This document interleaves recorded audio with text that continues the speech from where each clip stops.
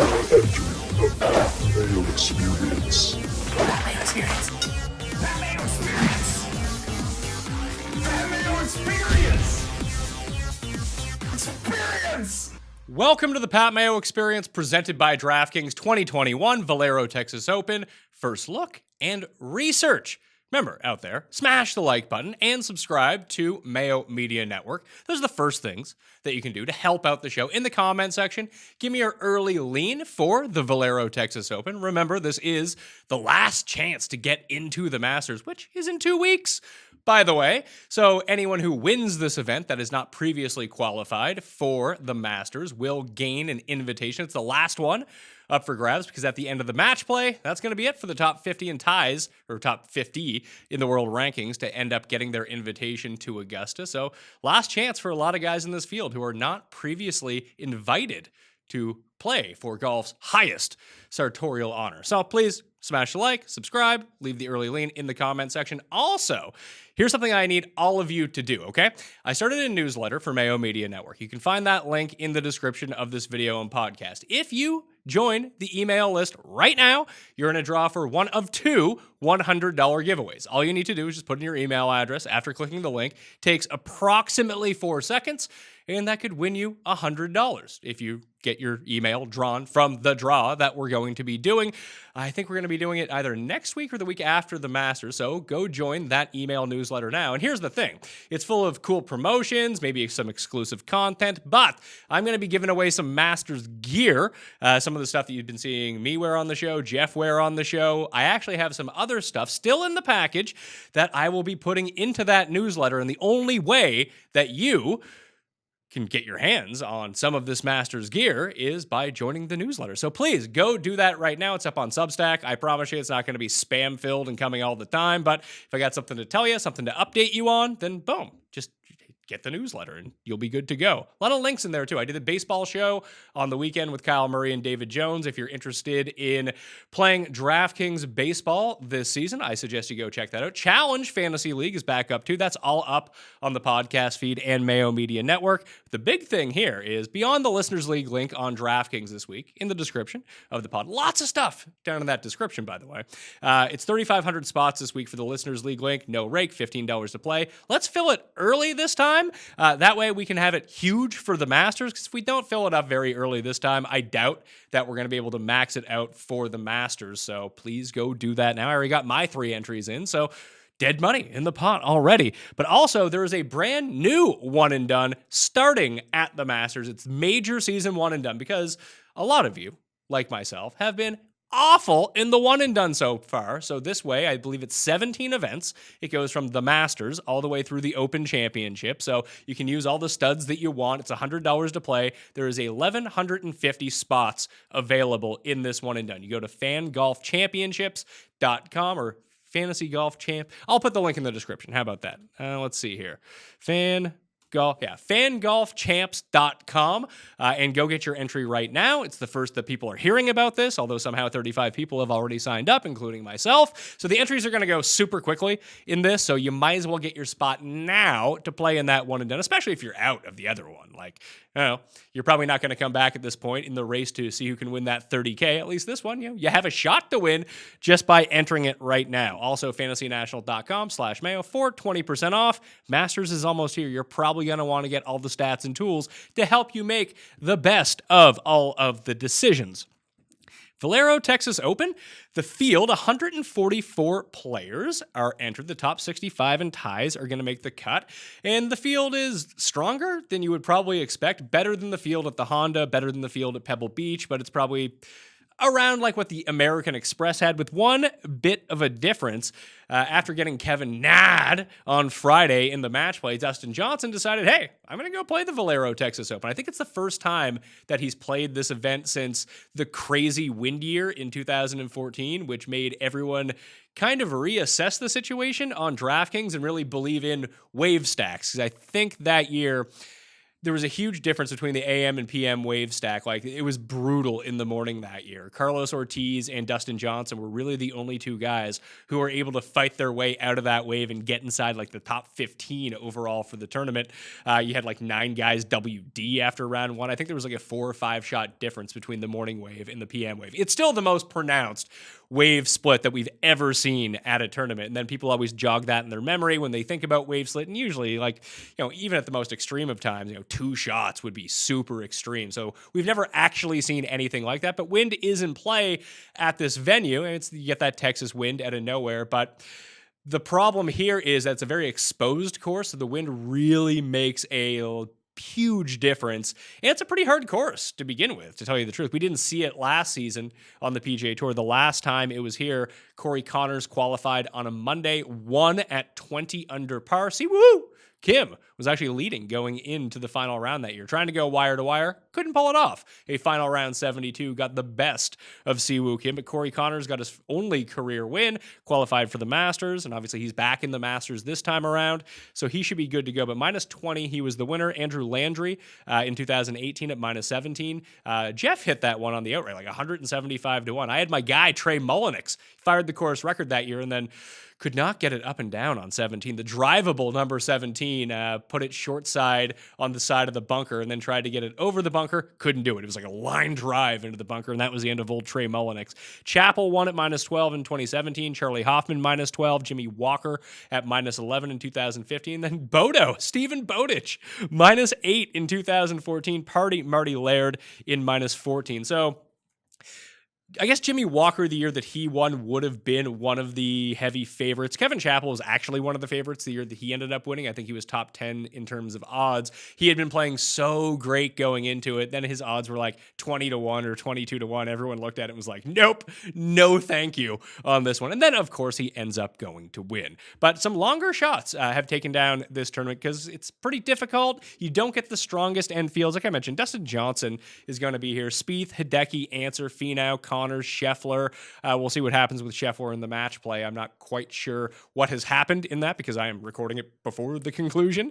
He was winning in his match in the semifinals the last time that I looked, so maybe if he wins, he ends up sitting this out. I doubt it, though. Brian Harmon, see, woo, Kim, Ryan Palmer, Lonto, Matt Wallace, Sebastian Munoz, Gary Woodland, interesting on him, Matt Kuchar, Bernd Wiesberger, Danny Willett, and Cameron Champ. Ricky Fowler needs to win to get into the Masters, so be curious to see how he ends up doing in this tournament. And then, you have your generic second tier of player in this tournament. The Keegan Bradley, Tringali, Chris Kirk, Sam Burns. Wouldn't be stunned. Cam Davis wouldn't be stunned if the winner came out of that pile. The past champions playing, they're all mostly here. Chappell, Zach Johnson, Steele, Charlie Hoffman, Jimmy Walker, Martin Laird. Stenson is playing. No idea where his game is at the moment. Then you have 4 sponsors exemptions in the field. Austin Ekarat is playing. I know that I butchered that name. He only has 2 starts technically on the PGA Tour. One was in the U.S. Open a few years back, did not perform well, but was T12 in his only PGA start this season at Mayakoba back in the fall. So interesting to look at there. Akshay Bhatia back in the field as well. Was it kind of in the mix at Pebble Beach for a while. He ended up coming T30, was top 10 at the Safeway in the first event in the season back in September. I actually think the Safeway is kind of a sneaky course to look at because when we're talking about stats for this course, a lot of it is going to be driving distance and ball striking. It's just one of those types of courses. Driving actually means a lot more at this course than it does at most courses. Approach, obviously, when we go and look at how it's been dictated over the years between top 10, top 5, and the winner, you're going to see approach, like every other course, lead the way in terms of the tee to green metrics. But driving actually closes the gap a little bit more at Valero than most courses. And as we've seen, Connors, Landry, when he's going right, is actually quite good off the tee. Chappell at the time was very good. Charlie Hoffman, sort of a primo ball striker, especially for the time that he was playing. Jimmy Walker as well. It would lead me towards a Keegan Bradley type. Maybe he can make some putts, who knows? But he's another player who's pretty good in the wind, and I have no idea what the wind is going to look like this week in San Antonio. But if it does pick up, Keegan's been playing some pretty good golf lately, to tell you the truth, and the ball striking has really returned after a bit of a lull. Just guy can't make a putt anymore. For one round, he can make a putt, but over the course of 4 rounds, not really happening. But as we've seen in the past, every once and again, Keegan just comes out of nowhere and gains like 5 strokes putting, and he tends to win in those weeks. So if you can keep that going, I don't mind that middle tier. Probably not going to be a huge investment week for me, to tell you the truth. Just, I want to save some bullets for the Masters, although I don't have any bets in on the Masters yet. Do you guys have any idea for the Masters? Because I don't. I got to wait till these odds actually adjust a little bit, because I looked at it before I came on the show, and I think there were 14 players with odds worse than 20-1. Like, that's just not going to stick at Augusta by the time the week rolls around. So we'll see what kind of value we get on some of those players. Brendan Grace is another one that I was looking at here as well. Obviously, if the wind picks up, you're going to like Brendan Grace. He won the alternate event a few weeks back. Well, not a few weeks back, not like a month or so ago. But he had been playing pretty well, especially in the ball striking department. If you look at his numbers from the Players' Championship, they're not great, because I think he rinsed 3 balls in the second round, and it just completely killed his strokes gained approach. The player is a really weird one to try to extract any information from, because one bad shot can be so devastating at that course that all of a sudden you're not looking so great. So Brendan Grace on the radar here. The year that Kevin Chappell won, I believe he was tied with Chappell going into the 3rd round. Maybe it was after the 2nd round, but he was very much in the mix, and that was a good year for him as well. It was a complete year after winning the Heritage. So Brendan Grace playing a lot better right now. The course itself is TPC San Antonio. It's a Greg Norman design in conjunction with Sergio Garcia, of all people. It's been used since 2010 at this event. It's 7,435 yards, a par 72. Champion Bermuda, overseeded with POA and velvety bent grass. So, Bermuda, I guess, I don't know what the fuck you look for on these things. It's just starting to really get confusing at this point, because all of these tournaments get switched around throughout the course of the season. Like something like the Players, where it was once pure Bermuda, then it was like changed into March. So they had to overseed it so the greens wouldn't get destroyed.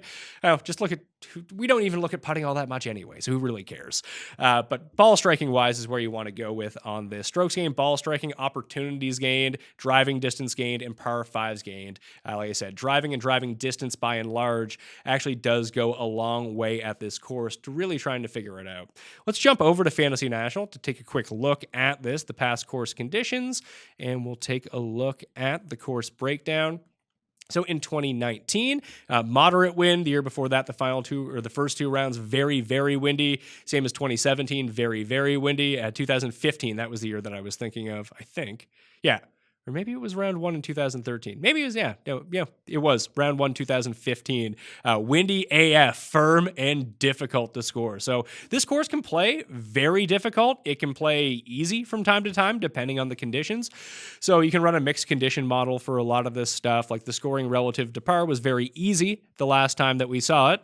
And then sometimes you're going to find it to be incredibly difficult from time to time. So it kind of shows its teeth a lot of the time. There's guys that can really take themselves out of tournaments when we look at this course too over time. Like, for example, from 2010 to 2019, like, it was super difficult if you were certain people. Like, this is the course where Kevin Na got stuck in the trees and took a 16 on a hole.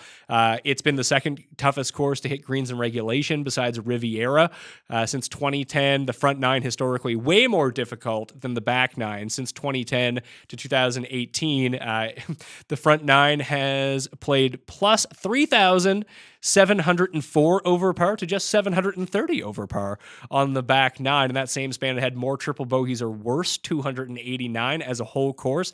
That would be 3rd of any course over that time besides Sawgrass and PGA National, 2 courses riddled with water. Not a whole lot of water on this course. So it can get going really bad for you in a hurry at TPC San Antonio, the Oaks course, by the way, AT&T Oaks. It's a sponsored course.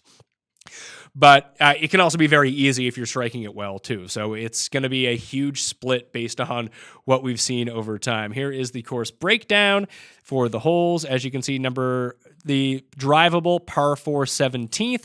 It doesn't give up many eagles, but a few years back, I can't even remember the year now. I think it was 2016. John, ended up going -3 over the final 2 holes, because the final hole is actually a par 5. They're not super eagleable par 5s. Number 14 is over a 2% eagle rate on that hole. But other than that, the other par 5s are pretty long, to tell you the truth. And some of them don't even play, like, as you can see, the par 5 8th plays over par historically. And where's the other one? The 18th plays relative to par. It's very well. It only has a 28 or 25% birdie percentage. There's that little creek in front of the hole that can cause some problems and help you bogey it out. But a lot of pars on that hole where you wouldn't really expect players to really be going after it. Some players can get there if they have a lot of distance. That's why weighted driving distance gained. Although we've seen a lot of short players do well. I think that's just a product of the field, though. American Express would be another place that I would look at besides Safeway. I know those are two California courses, but I've just seen a lot of similar names pop up at the top of leaderboards at both those places. So the par 5 14th is the easiest hole on the course. Like I said, 2% eagle rate, 41% birdie rate. And then 17 is a 30% birdie rate and just a sub 1%. That's a par 4. So if we just kind of go through it and take a look at how everything is distributed, you have 3 par 3s, although none of them super easy, none of them super hard, but measure between 165 and 170 yards. So they're all relatively the same length. That would boost up the 150 to 175 par 3 territory if you wanted to include that into a model. The other one of the hardest holes on the course, the 223-yard par 3, number 13. The other short par 4 on the course is number 5, 327 yards. The fourth easiest hole on the course, a 24% birdie rate. So although it's shorter, it's not quite as easy as number 17. As you can see, there's still an 11% bogey or almost a 12% bogey rate on that hole versus a 9% on the other one. And the birdie rate isn't quite as high. So it's more of a par hole than you'd imagine, but some guys can take advantage of that. And then other than that, you have some pretty difficult ones. Number 10, 4, 15, and 9 are all amongst the hardest holes on the course. And you can even see hole number 1 also very difficult. So there's just a lot of bogeys to be made, some really crooked numbers. If you can avoid those, you're going to be looking pretty good. So like I mentioned before, as you can see, the split between off the tee, 0.555 per round gain amongst top 10 finishers, 0.966 on approach for the top 10 finishers. It's usually like 2.5 times distributed between how much approach is versus off the tee, and we're just not seeing that at that course. Maybe if we shrink it a little bit, top 5, no, it gets even closer at that point as off the tee becomes even more influential. Around the green becomes a little bit less, but you can't be crappy around the greens here. It's going to be a true test, tee to green, to figure it out. Par 5s, more influential. It's been flat between par 3s and par 4s. And then we look at the hole composition. If you want to take advantage of this course, there are 6 par 4s from 400 to 450 yards. That's where you're going to have to make your bones at this course and not give them away on the par 4s from 400 to 500 yards. I mentioned there are 2 of the par 5s over 600 yards, so take eagle out of play for those ones. A lot of those are 3-shot par 5s. We take the average shot distribution. As you can see, it's pretty flat between 150 to 175, 175 to 200. Outside of the par 3s, it's mainly going to be 75 to 200. As you can see, 18 or 17.5% of approach shots come from that distance, 20.3% from 150 to 175. But again, par 3s influence that a lot. And then you have your par 5s directly influencing the over 200 plus, but a lot of those are just going to be layups, to tell you the truth. So not huge in that regard. Cut line the past few years, even in 2019, +2, +1, +1. Then you had +7 in 2015. That was the crazy wind year. +4 the year before that. So I'm guessing it's going to be right around even, although it did seem to play a lot easier in 2019 versus a lot of the rest. Driving accuracy way down. That's why I leaned on distance at this course. If you can find someone who's long and straight, like Dustin Johnson, for example, that's awesome. There are very few players on tour like that. So strokes gained off the tee will be a lot out there, but we've just seen a lot of longer hitters do well at this course over time, even if that really is their only skill. That does bail them out of a lot of opportunities because so few people actually hit the fairway to begin with. Only 56% in terms of driving accuracy, and then 58% in terms of green regulation. So you're going to have to get it up and down. Although scrambling here a little bit easier than it is on your average tour event. Average 3 putts per round, right around the same, and average driving distance a little bit longer than you would normally expect. And when we talk about the length of this course, And it's over 72, what is it? Over 7,400 yards, sorry, 7,435. A lot of that is baked into these par fives, 607, 593, 577. And on certain days on the scorecard, that two of those are going to play over 600 yards. So a lot of the distance is baked in those holes, that it's not quite as long as maybe it seems. Like you get something like Riviera where you have that really, I guess there are two short par fours here, so maybe that makes up for it a little bit. But, the shorter par fives at Riviera and the short par four at Riviera really mask how long the par fours are, so it does play a little bit longer than you'd expect, especially when you mix in the different elevation changes from the course. Let's jump over to the stats and the field for this event. Let's see what I had cooked up back in the day for the custom stat model for the Valero Texas Open. Oh, it's pretty solid. Well, that's good to know. I think he was spitting me out Trey Mullenix, and he did cash the each way, so that was a really nice hit for me. Not like it would be for Andrew Landry when he ended up winning, but still. It also spit out Corey Connors, but he was a late add to the field. I don't think he was eligible to take on DraftKings, or he was a late add. I know he was. You could use him on DraftKings. I remember producer Paul ended up using him. I bet him first round later and didn't bet him to win the event like a jabroni, and ended up losing that way. But Paul won a bunch of money at Valero that week on DraftKings because so few people had Connors. Yeah, off the tee approach ball striking. I just throw that all in. Proximity 150. I had those weighted at 0. I just wanted to look at those as I was going through. Tee to green 5%, around the green 5%. So off the tee 10, approach 15, ball striking 30. So just really overweighting that part of the game. Driving distance 10%, par fives 10%. I'm going to take down par fives in the 5%, and I'm going to throw in that key par 3 range just to see if that gives me something different, and I'll weight that at 5%. Opportunities gained 15%. I want guys who want to go out here and make some birdies, and we'll see over the past 50 rounds who this spits out for us. Hopefully people that I like. Hopefully Keegan Bradley, so I can lose all my money on Keegan Bradley this week. That's always fun. I mean, whenever I bet Keegan Bradley, that's usually how it turns out for me. So over the past 50 rounds with these parameters, Dustin, Finau, Burns, Cam Davis, Charlie Hoffman, Keegan Bradley, Kim, Corey Connors, Luke List, who was a WD in Punta Cana this week. So keep an eye on him to see if he actually ends up playing.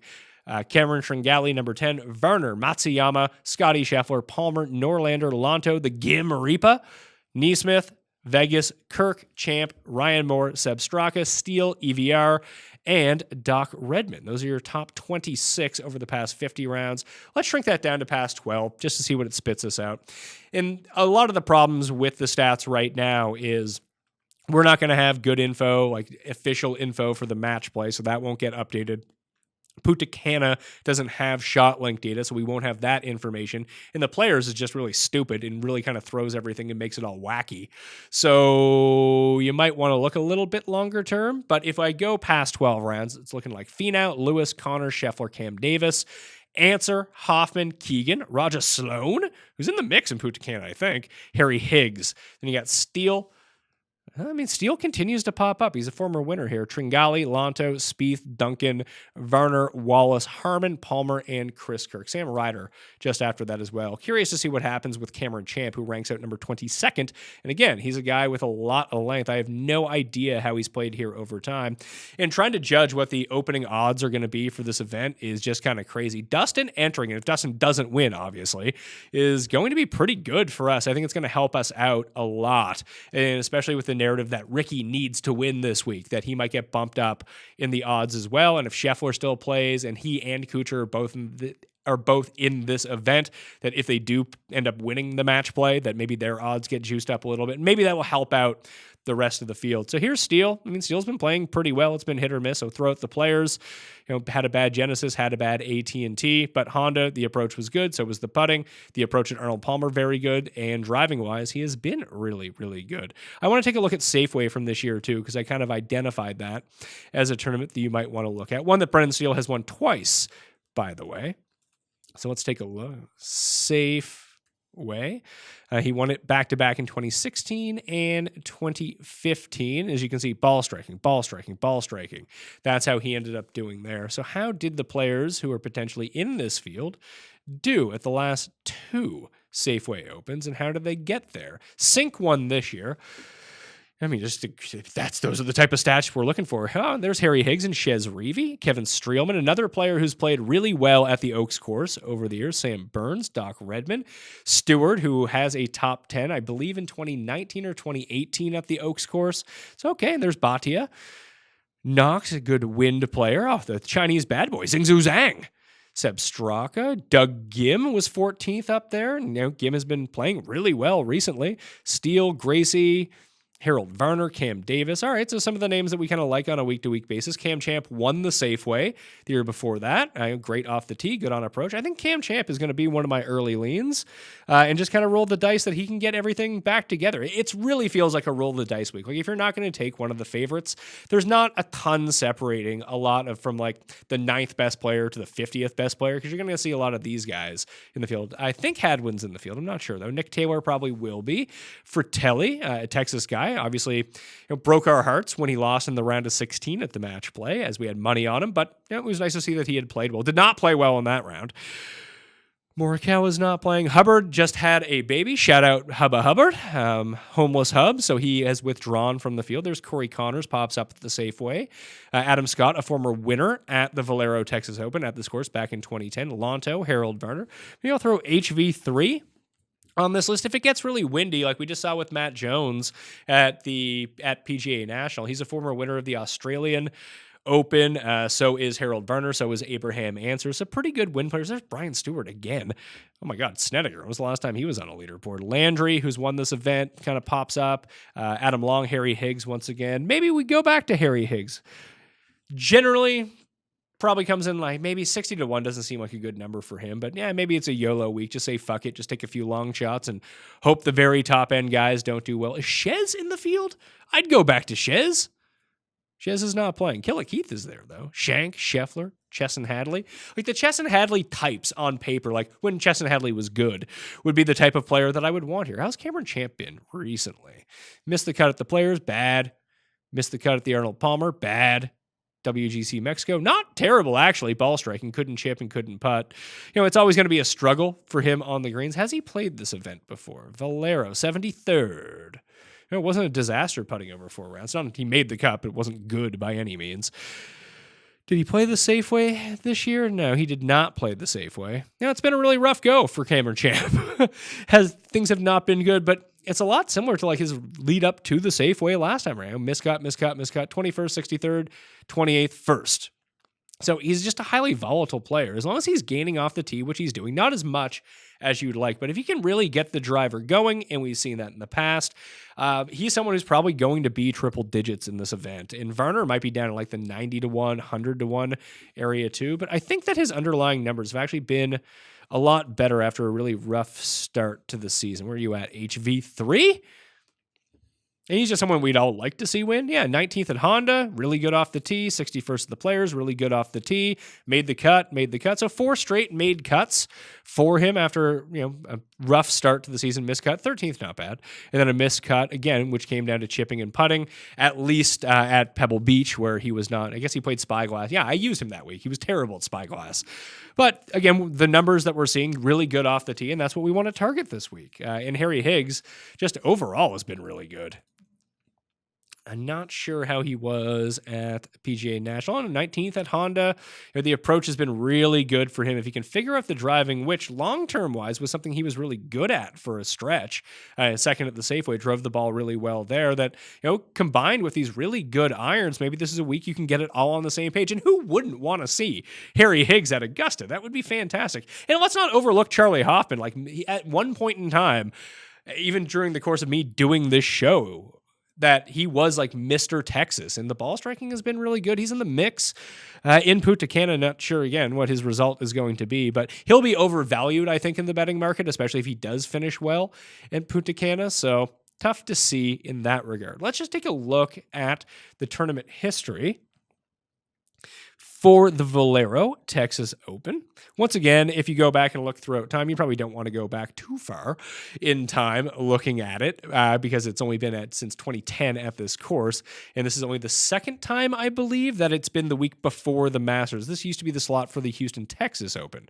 So the past 5, going back to 2015, because there was no 2020 event, Jimmy Walker has the most strokes gained total of any player at this event, followed by Charlie Hoffman, Aaron Badley, Ryan Moore, and Ryan Palmer. Ryan Moore has only played it 3 times in that stretch and come top 20 with 2 top 10s each of those times. That's interesting to see. Chris Kirk has played this tournament pretty well or pretty poorly, depending on the year that you can catch him. So it'd be a nice way for him to get himself in. Brendan Grace has 2 top 10s, has not played here since 2017. However, Grace is going on the short list for me in this event. Party Marty Laird, just someone who has his events, and if it's going to get windy, it's going to be good for him. Has not missed the cut for it his 4 past 4 starts. Matt Kuchar's made the cut 5 seasons in a row. So has Brendan Steele. Spieth, a 2nd and a 30th at this event. Spieth will also push down the odds of a lot of people. Has made the cut 3 times in a row. So is GMAC. What else? Hoffman and Badley 5 times in a row. Moore 5 times in a row. Kevin Chappell 4 times in a row. Palmer was really good at this event, like I mentioned, with the 3 top 10s, 3 top 6 finishes, but has been cut his past 2 turns at this event. Sean O'Hare out of nowhere with a T2. So the last time we play it, how have those guys done over time? So when we look at like a repeater in 2019, although the field was a little bit stronger that year because you could get yourself into the Masters, only Ryan Moore had consecutive top 10s. Everyone else inside the top 10, except for Ben Ann, had played the year previous. Only one of them had missed the cut. So that's interesting to see. The year before that, at 2018, no one who was in the top 10 that year was actually in the top 10 the year before. So a lot of year-over-year volatility at this tournament outside of a few different people. How has Chappell been playing? I feel like I see him pop up every few. He's 13th at the Honda. Look at that. A lot of good putting for him. But other than that top 13, I guess T23 at Sanderson Farms, T25 at Pebble Beach in 2020. So it's been a really bad run for Kevin Chappell. Maybe there's a spot where he can get it all back together. Who knows? Kevin Chappell. Cam Davis, I'm going to throw on the short list too. I just like Cam Davis. Maybe this is a spot for Abraham Answer. He really broke our hearts by losing. It looked like he was just cruising at the match play. And then, he was really good at Honda. Bad around the greens. He's been bad around the greens lately. Like, especially bad, even like throughout the longer course of what he's been doing. And I mean, 3 of those have been Florida events. Maybe you get him out of Florida and he looks a little bit better. Who knows? But it's nice to see that the overall ball striking returned at Honda for him. A lot of this is just going to come down to the longer odds that you want to take for this event. Like if Bradley, Davis, Steele, Champ, HV3 all open like 55 to 1 or plus, that just might be the card this week. And just say, fuck it. Maybe you can get one of those guys into contention, maybe get 2 of them into contention, get a nice each way or a top 5, top 10 play on them. Then you have a decent bankroll for Augusta if you want to take a big shot or 2 near the top. This really does feel like a year where someone from the top is going to do well. Danny Willett is another name to pay attention to. He's in this event, was playing well. It's been windy in Punta Cana. Obviously, it's not the greatest field strength, but if it is windy, you always like Danny at harder tournaments when the wind gets up. Was T31 at the Arnold Palmer Invitational. Good ball striking week for him. This seems like a tournament where he could end up playing well. Has he played this event? Valero, no, but he has 2 made cuts at the Valspar over the years. That's coming up at the end of April this time around. DraftKings wise for this week for me, would it shock you to know that it was another losing week in the $200 single entry? And I thought it was going to be a huge winning week. I try not to check DraftKings after the first few days, but I was top 10 after day 1. I was top 20 after day 2. And even midway through day 3 of the match play, I was doing great. The team was Dustin. Most of my teams had Hatton and Day, so that blew them up right away. But I was like, hey, I can get a 4 of 6 through here, and I'm looking good. And Dustin, because Hatton is out, he's just going to roll through this entire side of the bracket. And then it didn't really turn out that way, as everyone, it seemed. There was a few of you I saw with Horschel tickets, so I hope that can actually cash for you. That'd be pretty cool. And a couple people had like 3 guys into the final 4, had 4 guys into the final 8. Like, just having that, it's going to be a big score. And that's all I was thinking. I was like, I don't care if my top 2 guys are red. If I can get 4 to move on and get like 2 of those guys into the round of 8, 1 into the final 4, I'm going to cash this week, and it's going to be great. And then things really went south for me, that lineup and all my lineups. So I only had 1 of 6 guys make it through, and that was fucking Fratelli, who was probably the lowest. I was like, oh, good. If Fratelli can go on a little bit of a run here, I have an outright bet on him. I have him to finish in the final 4, and I have him in this main DraftKings lineup and a lot of DraftKings lineup that I'm going to win this week. No. did not turn out that way, as he got absolutely pummeled in the round of 16. But I had Dustin. Day and Hatton were done after day 2, so I was like, all right, let's write those guys off. But everyone else had a chance to advance. Dustin did not advance. He lost to Kevin Na after Kevin Na got him real rattled. I'm going to be talking about that with Jeff on Monday's show because I found it highly entertaining. And Jeff really seemed to be triggered by it, which I always enjoy. What else? Answer lost in the playoff. Thanks a lot, Abe, because it looked like you were fucking cruising. And then he just had a terrible back 9 in the 3rd round matchup and just got bounced, and Streelman beat him. And that's the end of that story. But Answer seems like he's getting really close. He just needs it all to come together for him. Had a nice run at the Masters back in November, too. I think people forget that because the final round was not all that great. Houston could be a nice spot for him, though.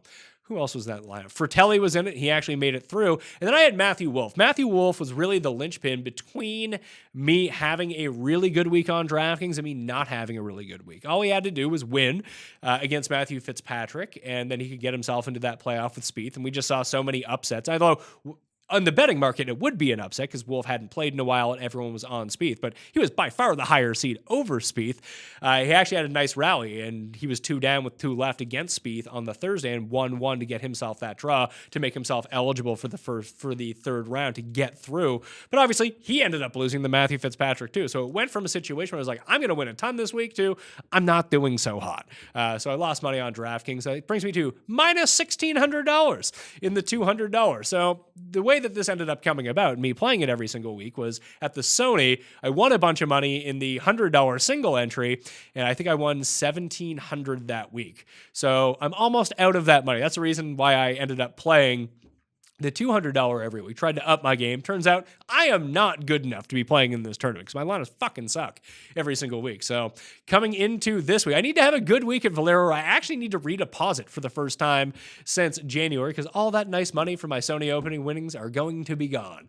I might need like an MMA week to help get me through. Cody was fucking fire this week on the betting card. So that was nice to offset a lot of losses. Like I always say, watch the Duggar Pass podcast on Mayo Media Network so you can win some money to lose it all back on the golf show. But that's where we're at DraftKings-wise. If I don't win this week, I might have to scale back a little bit and just start playing the $100 to like curb my losses a little bit. Don't tell my wife, by the way. That will do it on the Pat Mayo Experience. First look and research for the Valero Texas Open. Listeners League link, just hit the description. It's all down there. The Listeners League link, the link to play in the new One and Done at fangolfchampionships.com. The newsletter link, you can get into all the giveaways for that, plus the Masters swag that's coming up, and maybe some exclusive content in that newsletter as well. Other than that, smash a like, give me your early lean, and that will do it for me. Thank you all for watching. I'll see you next time. Mayo experience! Experience!